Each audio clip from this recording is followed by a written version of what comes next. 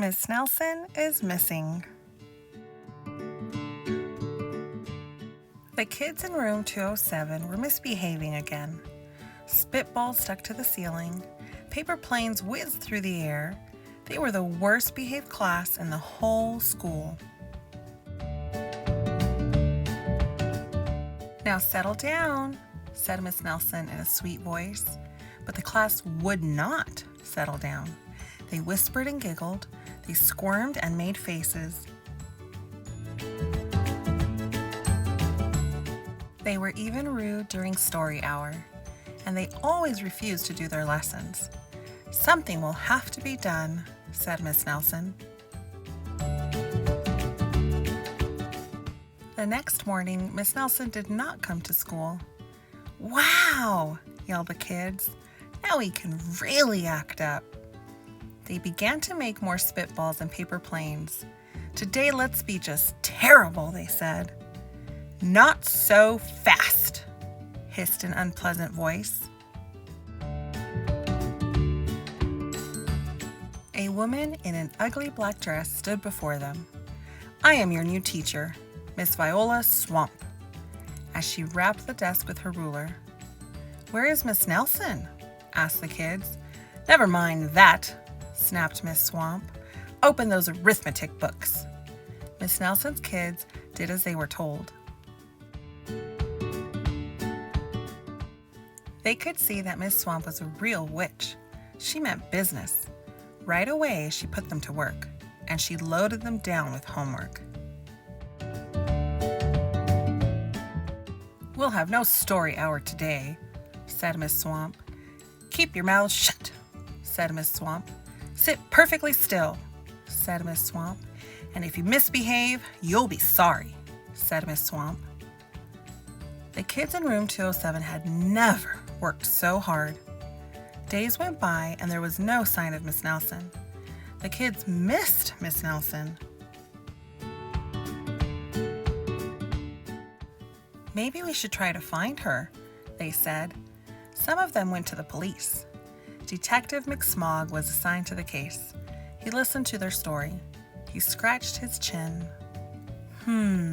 He said. "I think Miss Nelson is missing." Detective McSmog would not be much help. Other kids went to Miss Nelson's house. The shades were tightly drawn, and no one answered the door.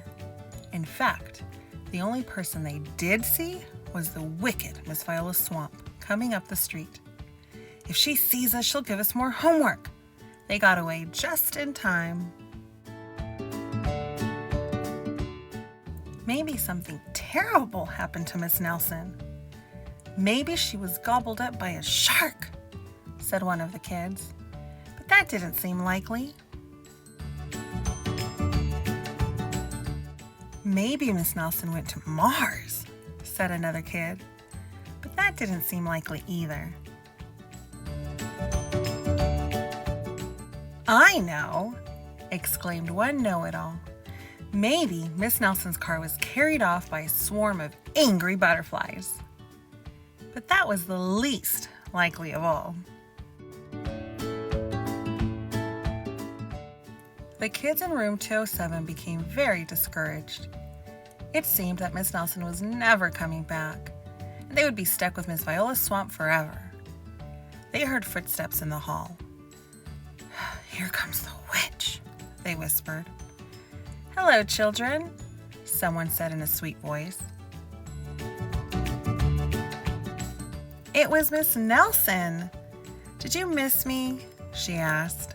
"We certainly did," cried all the kids. "Where were you?" "That's my little secret," said Miss Nelson. "How about a story hour?" "Oh, yes," cried the kids. Miss Nelson noticed that during story hour, no one was rude or silly. "What brought about this lovely change?" she asked. "That's our little secret," said the kids. Back home, Miss Nelson took off her coat and hung it in the closet, right next to an ugly black dress. When it was time for bed, she sang a little song. I'll never tell she said to herself with a smile. P.S. Detective McSmog is working on a new case. He is now looking for Miss Viola's swamp.